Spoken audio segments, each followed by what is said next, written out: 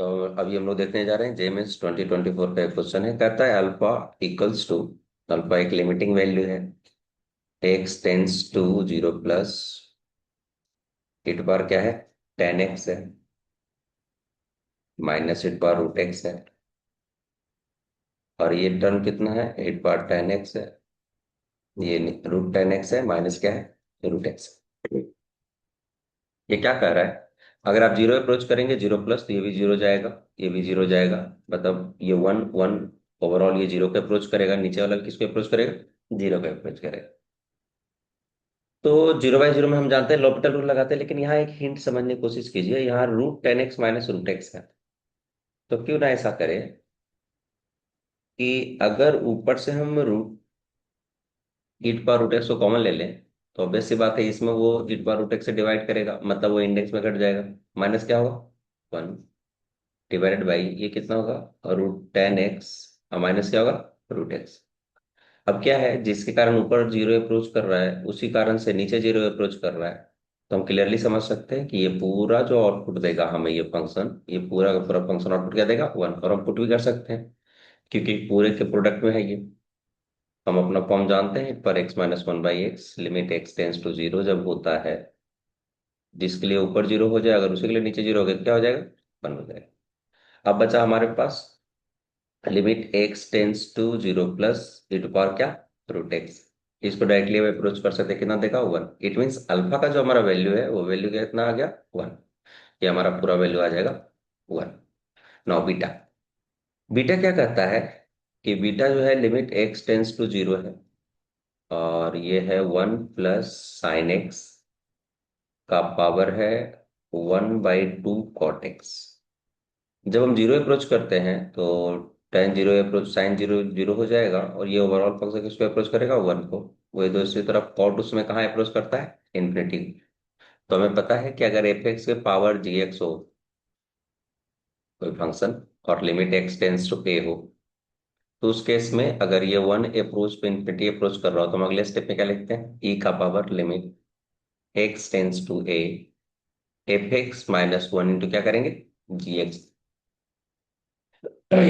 तो जैसे ये फॉर्मूला हम अगले स्टेप में क्या लिखेंगे, ई का power limit x tends to zero, f x minus one, that is sine x, into g x, one by two cot x. Now cot x को क्या लिख लेंगे, cos by sine, sine sine cancel out कर लेंगे, limit x tends to zero. अब ये कितना हो जाएगा, इसको लिख देंगे कॉस बाई साइन, ये साइन एक्स है, इंटू ये वन बाई टू हो गया, और यहां से कितना आएगा, कॉस एक्स बाई क्या, साइन एक्स।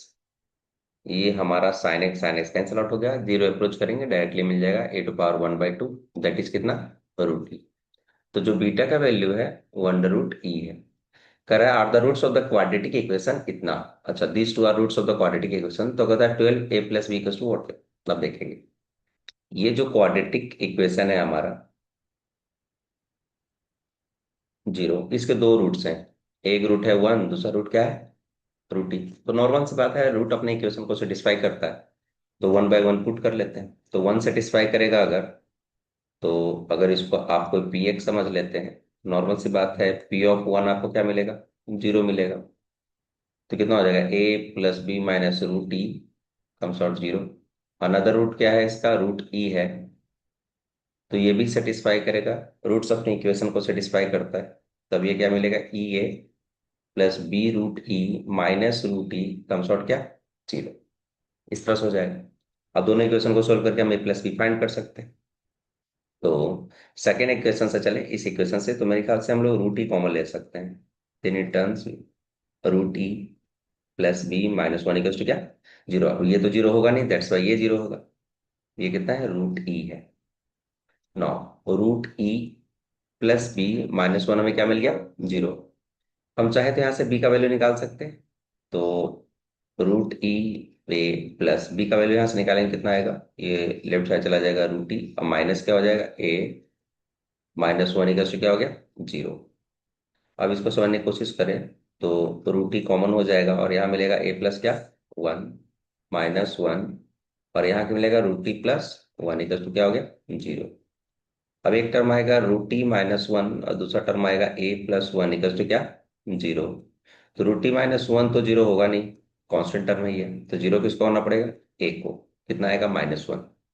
अब अगर ए का वैल्यू -1 आ गया, नाउ अब आपका ए का वैल्यू अगर -1 आ गया तो आप इस इक्वेशन में पुट करके बी का वैल्यू निकाल सकते हैं।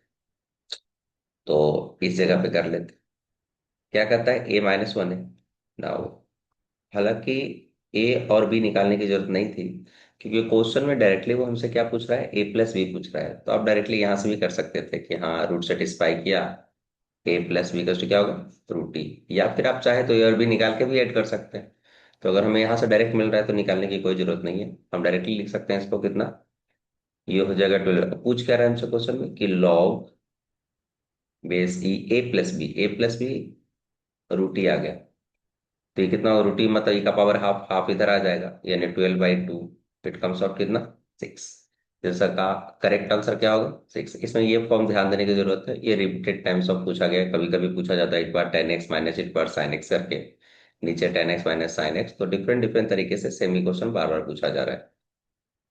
तो इसका करेक्ट आंसर कितना आ गया, 6।